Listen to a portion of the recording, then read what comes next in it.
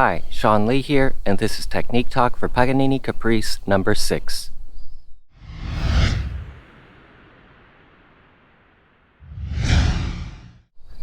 This is the only completely slow caprice out of the 24, and it features double stops from beginning to end, with one line moving slowly and the other a tremolo between two notes in the left hand. Although there aren't any passages in this caprice that are particularly outside the box in terms of technique, the level of endurance and facility required is extremely high, as this tremolo runs continuously for over 6 minutes without the repeat. So whenever I'm preparing to perform this caprice, I find that I need at least a few weeks of practicing just to condition the left hand and the forearm to be able to handle it. I have 2 tips to share for this caprice, and the first came as a bit of a surprise to me.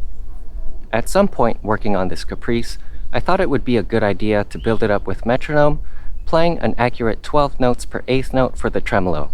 I did this with the hope of building up the speed of my tremolo gradually, but I found an unexpected side effect. As I got closer to tempo and kept the tremolo accurate, I was learning to make the changes from one tremolo group to the next tremolo group more quickly. It wasn't until I practiced this way that I realized I was making those changes sluggishly before, and practicing this way taught me to make the switches from one tremolo group to the next tremolo group in a more clean, organized, and efficient way. My other tip is to find passages in this caprice to give your hand a bit of a rest. Most of the tremolo patterns limit or even constrict the frame of your hand, but there are some passages, for example when you have a long drone on an open string, when you can relax the hand with a bit more freedom and also change the angle of your wrist to use your muscles slightly differently and give some of them a break. I find that this helps to have a bit of relief at certain points in the caprice, but I should note, when I'm in the earlier stages of preparation, primarily practicing to build up endurance, I avoid taking advantage of these passages in order to give the left hand a better workout. When I'm performing this caprice, my focus phrase is fine-tuning, and not in terms of intonation, but for the mechanics in both hands.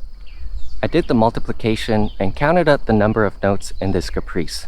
With an accurate tremolo of 12 notes per 8th note, this caprice is made up of 3,997 notes, without the repeat. Of course, the only slow Paganini caprice is made up of approximately 4,000 notes. Anyway, the point is, every tiny adjustment of the pressure in the left hand, how high the fingers lift, even the angle at which they fall, the bow speed and pressure, you get the idea. They all add up when applied to so much repetition. So the last thing I want to say is that although I've been talking so much about precision and accuracy and building up facility methodically, when performing this caprice, I basically throw it all out the window. After all, the caprice is supposed to sound hazy and mysterious, not organized. This caprice is actually one of my favorite examples of Paganini's compositional creativity, creating such a special mood with solo violin. So I hope you enjoy, and remember to practice hard, but not too hard.